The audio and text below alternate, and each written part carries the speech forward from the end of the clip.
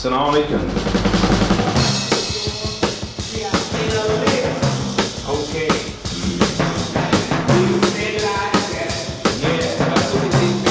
I'd like to welcome you to Mr. Quick's online video lesson. Might not be today, might not be tomorrow, might be next week or next month or next year, but you're going to pay for it. Yep. You're going to pay for it. I remember I had a math teacher who, we played in his class. I think this was towards the end of the 11th grade. We played in his class. Mr. Scarborough. I still remember his name. It's crazy. We played in his class. He spent half the time yelling at us, trying to get us to stop playing, and the other half of the time teaching us lessons. But I noticed one thing: no matter how much we played, he did the lesson. That's one thing he did. He got finished with the lesson. He would stop yelling and he'd just do the lesson and just let us play.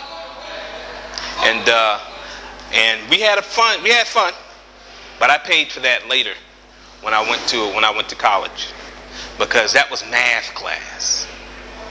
That was math. And I thought that my major didn't require me to have any type of, math. They do the same thing here. Yeah. Yeah.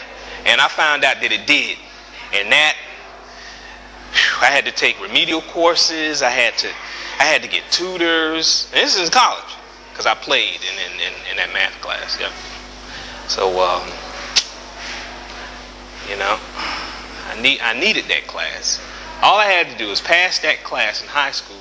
I had them problems when I went to university. I wouldn't have had those problems. Yeah. So, you pay for it. You pay for it. You definitely do.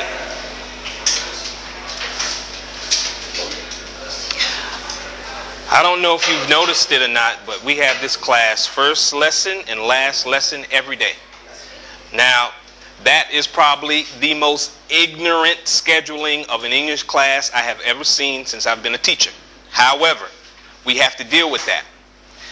Now, if you have a watch and your watch says 8:15 in the morning, come on. I'm always here. I get here at 7 o'clock in the morning, so I'm always ready. So just come on to class. Don't wait for the bell. Especially this quarter, because we're going to be doing literary analysis. That takes every minute that we are going to have. Okay? Now, you had a book that you were supposed to have read by now that I told you the first day of school. It's the exact same book that 12th grade read last year. It's the exact same book that 12th grade reads every year. And I told you the beginning of the year, I need for you to read that book. Well, don't worry if you haven't read it,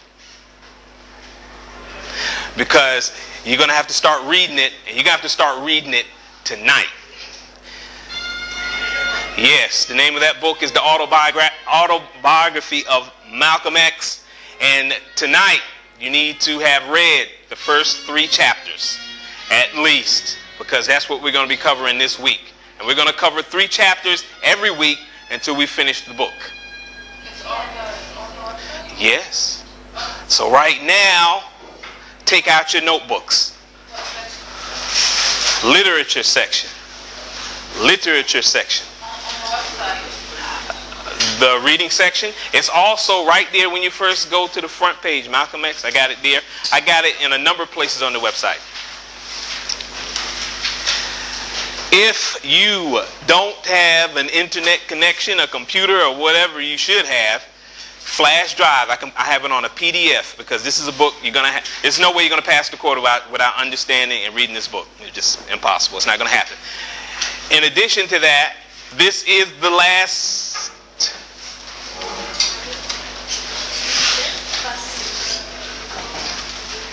In addition to that, this is the last quarter that I will offer bonus points. 4th quarter, no bonus. I always choose one quarter in the year where I don't do any type of bonus anything. That'll be 4th quarter. So that means you got to get what you're going to get this quarter, especially 12th grade. Because when I do your grade at the end of the year, and you already know this, I add first, second, third, and fourth quarter, and I divide it by 4, and that's the grade you get at the end of the year. So if you are lacking some percentages, this is the quarter to get it. This is the quarter to get it. And I can tell you right now that the available bonuses will probably add up to an additional 100% of what you're already going to get in order to get an A. So, you know, I would stay alert for any type of bonuses. With literature, responsibility, or your level of responsibility is extremely important. Why? Because we're going to be reading. And really, there's no way for me to estimate if each person read what they were supposed to read, because I don't have that time. However, when I call on you and you're not able to answer a question sufficiently to let me know you read, then I'm going to know about you. On the flip side of that, if you answer questions correctly when I ask, then of course, because you helped us go along with the lesson, you're going to get bonuses for that.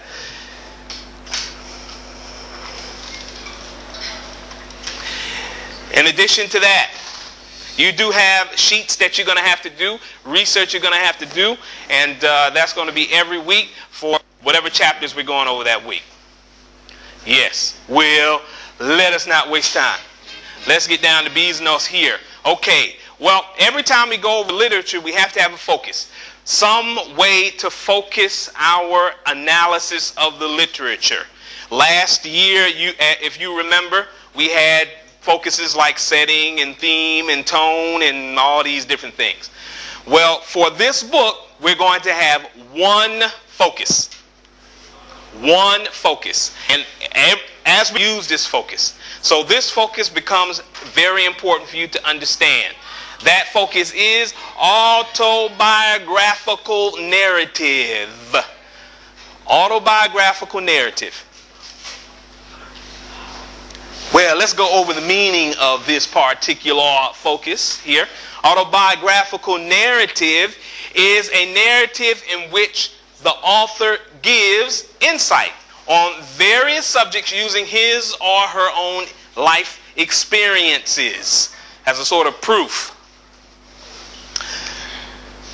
Subjects are, I guess, different points of focus in trying to understand autobiographical narrative and trying to locate that in the literature are as follows.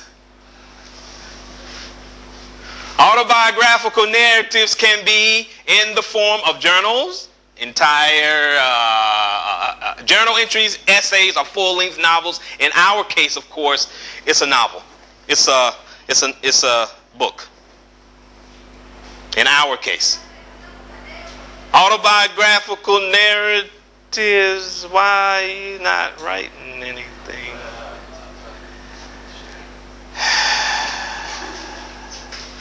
Autobiographical narratives. In an autobiographical narrative, an author will usually tell a real life story, something that really happened, and then, an experience, and then end with his or her insight as to why that particular event occurred and how or why others have had the same, of course, experiences. Are the same experience.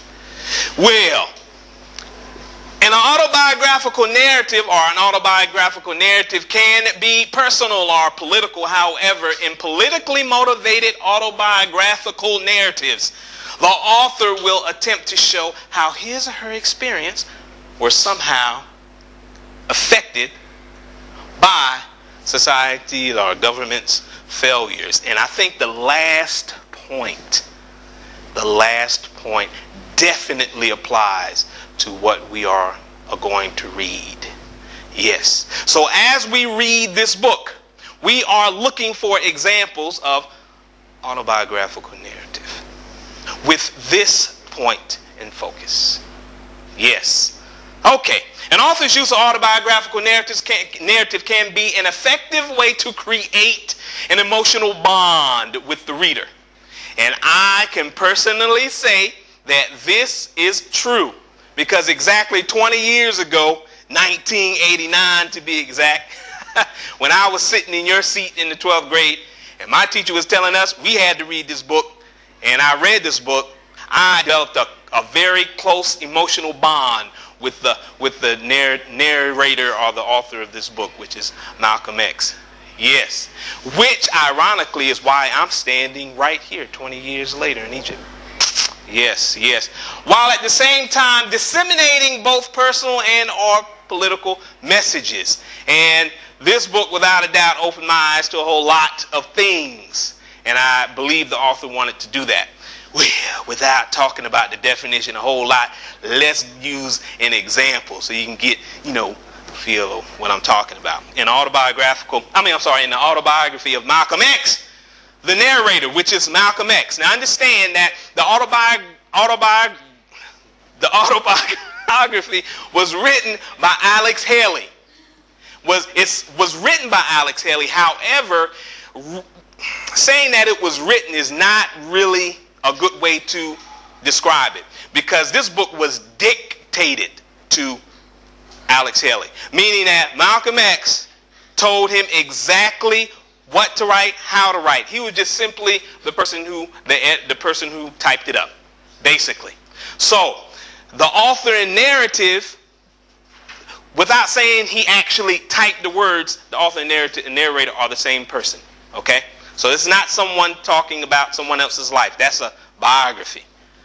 Okay?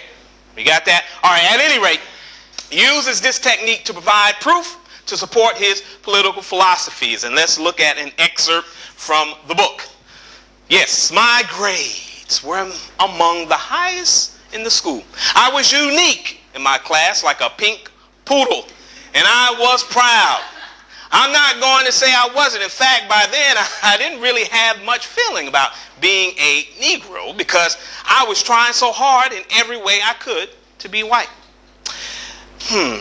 Which is why I am spending much of my life today telling the American black man that he's wasting his time straining to integrate. I know from personal experience. I tried hard enough.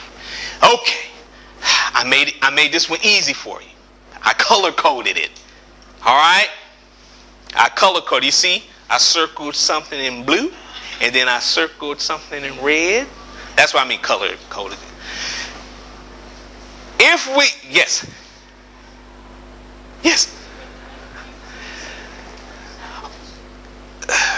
Okay, quietly. You may move there quietly. Quietly.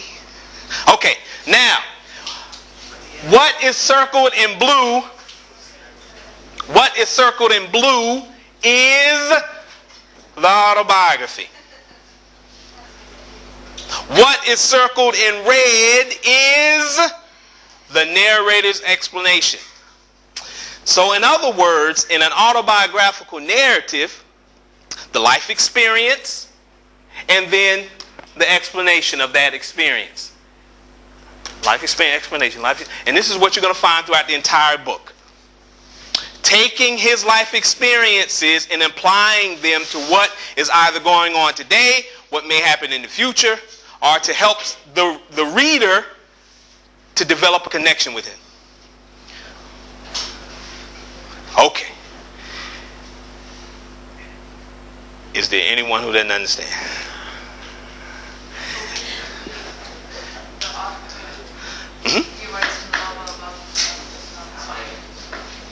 Yes.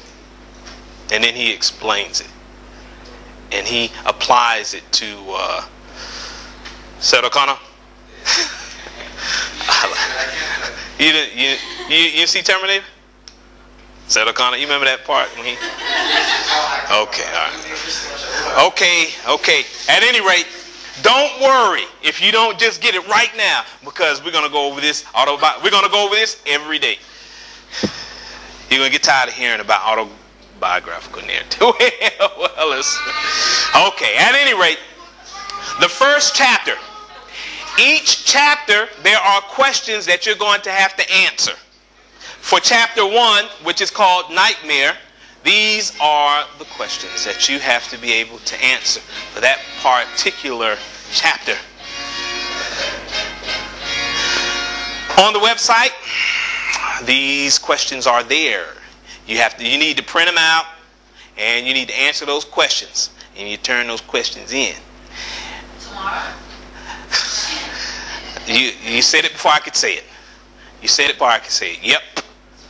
There is also a research sheet that you have to also print out, and you have to fill that out. There are some terms that you're going to have to research, and that will help you to understand this particular chapter and chapter 2 and 3.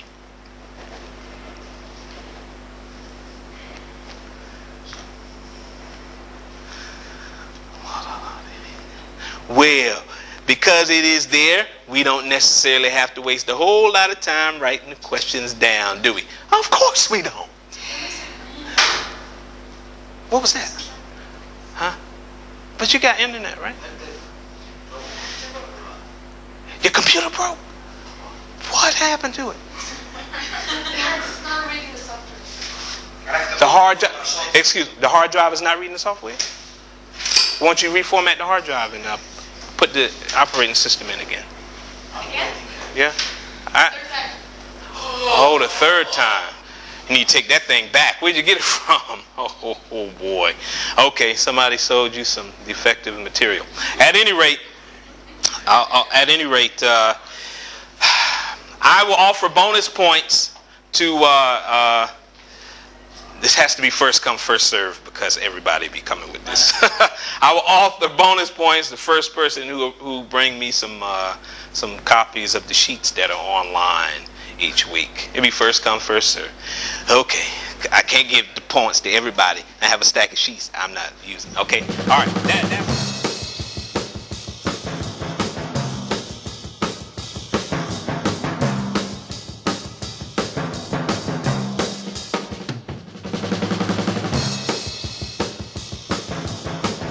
Tell you what, the person who believes that this wasn't set up by our own government is an idiot.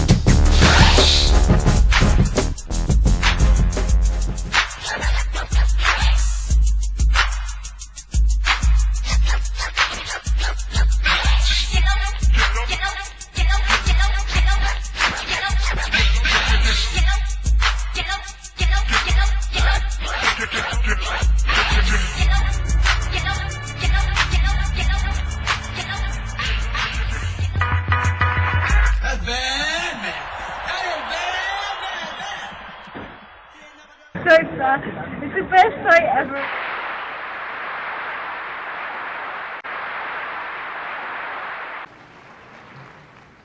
I read once, passingly, about a man named Shakespeare. I only read about him passingly, but I remember one thing he wrote that kind of moved me. He put it in the mouth of Hamlet, I think it was, who said, "To be or not to be." He was in doubt about something. Whether it was nobler in the mind of man to suffer the slings and arrows of outrageous fortune, moderation, or to take up arms against the sea of troubles and by opposing, end them. And I go for that. If you take up arms, you'll end it. But if you sit around and wait for the one who's in power to make up his mind that he should end it, you'll be waiting a long time. And in my opinion, the young generation of whites, blacks, browns, whatever else there is, you're living at a time of extremism, a time of revolution, a time when there's got to be a change. People in power have misused it, and now there has to be a change, and a better world has to be built, and the only way it's going to be built is with extreme methods. And I, for one, will join in with anyone, don't care what color you are, as long as you want to change this miserable condition that exists on this earth. Thank you.